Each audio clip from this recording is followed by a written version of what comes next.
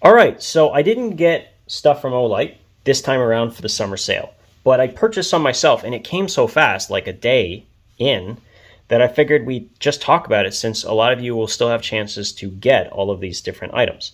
So this came because I hit a certain marker purchase. I ended up getting another light for a friend of mine, and also got these as well. So 3 items I did pay for were the new i3T. Now this is in focus. There you go. This is in polished stainless steel. What a cool material. And I haven't bought a new i3T in a while. And this is one of the very few flashlights of the 2-mode flashlights that I really like. Its ability to use the 10440, which makes the output like something like 500 lumens on high, is so ridiculous. It just puts it in its own category as far as the AAAs are concerned. But I love this. It's just so nice. It's a little heavy, I will admit. It's a heavy flashlight, but it's nice. Now, I've already covered the i1R2 Pro a number of times. It is their brand new USB-C version of their keychain flashlight. Really simple, turn a little bit, get low light, turn a lot more, and you get the 200 lumens, right? You get or 180. You get the idea. Now the new Mini, and this is, I'm glad I have both to show you, is substantially smaller than the i1R2, and that was already a very small flashlight. This thing is small, and one thing that I noticed immediately is, well, let me go get something new to the channel that I want to showcase with this. So this is a color correction chart that is used by photographers to help get proper color when they are doing photography. So what I'm going to do is I'm actually going to lock this on the center of these colors, and we're actually going to use that to illustrate the difference in coloration. I'm going to use the low mode on the i3T, and I'm going to use this so I can showcase something. So you can see how it kind of washes out the color a little bit with the cool white. Now look at the difference here. You know what? This isn't really doing a very good job. Let me try something else. You'll be doing this with me. All right. Let me turn this on. Focus with the color on it. There we go. Perfect. And now it should be darker. Good. And then you can see it with this. I don't know if that's really illustrating it properly, but what you can see, I hope, and I'm going to work on finding a better setup to showcase this on camera, is you can see that how the cool white and the warm white kind of adjust themselves. I'm going to have to work on a better setup, but just trust me when I say that this is closer to the 500 Kelvin range and could very well be the same high CRI LED that we saw in the limited edition version of these flashlights, which I talked about in a recent video. I can't remember what sale that was, but you get the idea. Small little flashlight that is basically turned on when you unclick it, which is magnetic. So the magnet pulls the contact away from the battery and shuts it off. Pretty cool. Which makes it very convenient to do things like attach. There we go. Like using it with the magnetic connections on the back of my phone in the case. Now I can get a little bit more light in a directed area. So there's a lot of options you can use to have a flashlight that has a magnetic tailback. It's actually one of the things that makes it far more versatile, right? So we're not going to do ratings this time around because we're just trying to get this video done really quick. But I actually didn't think I would like this, but now that I have it, I actually think that there's justification for something what is basically half the size.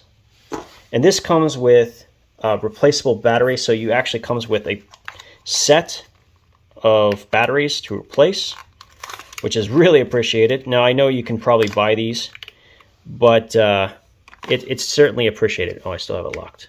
My bad. You guys are learning just how fiddly these things can be.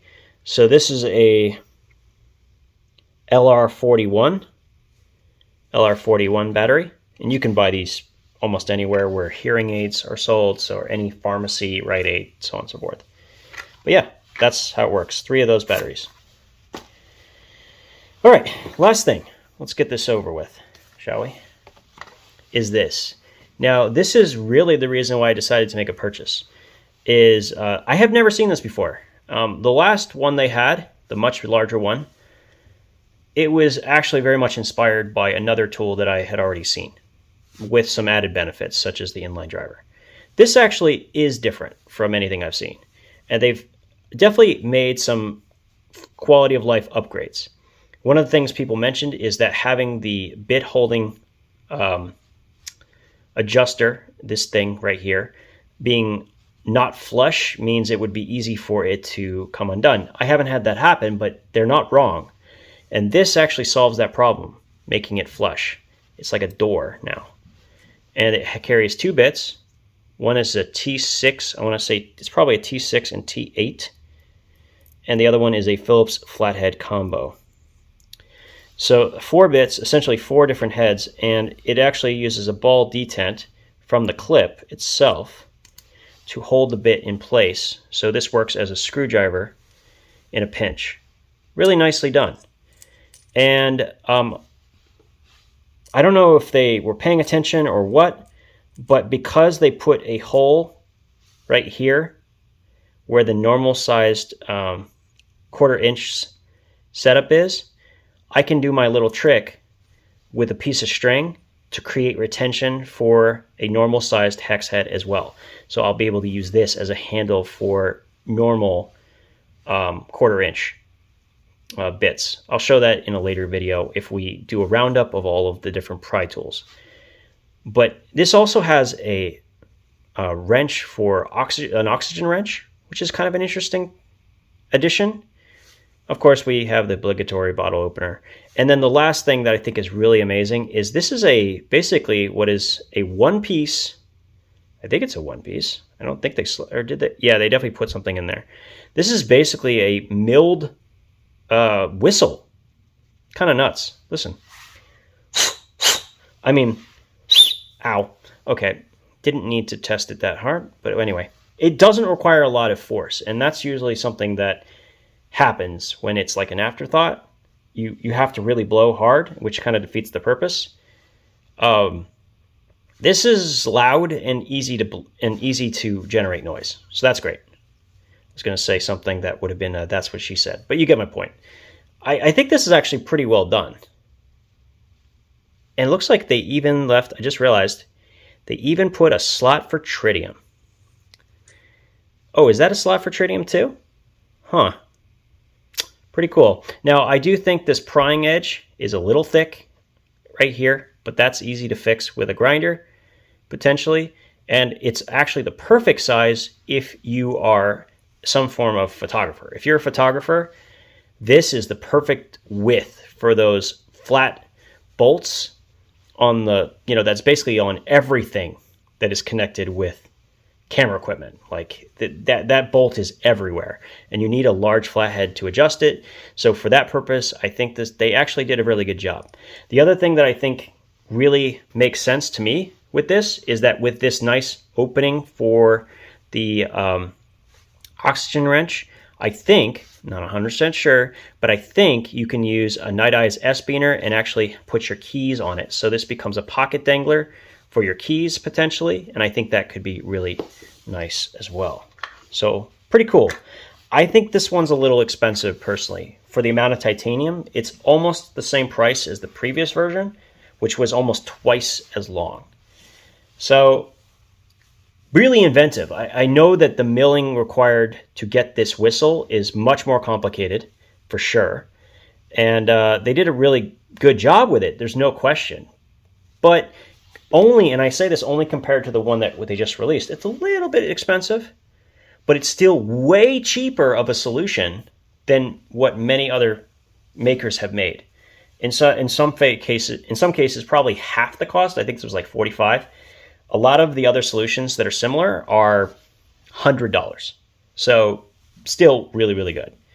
That's all I'm going to say for today on these. So this is some of the products that you'll see for the release summer sale for Olight. I'm just going to get this video up.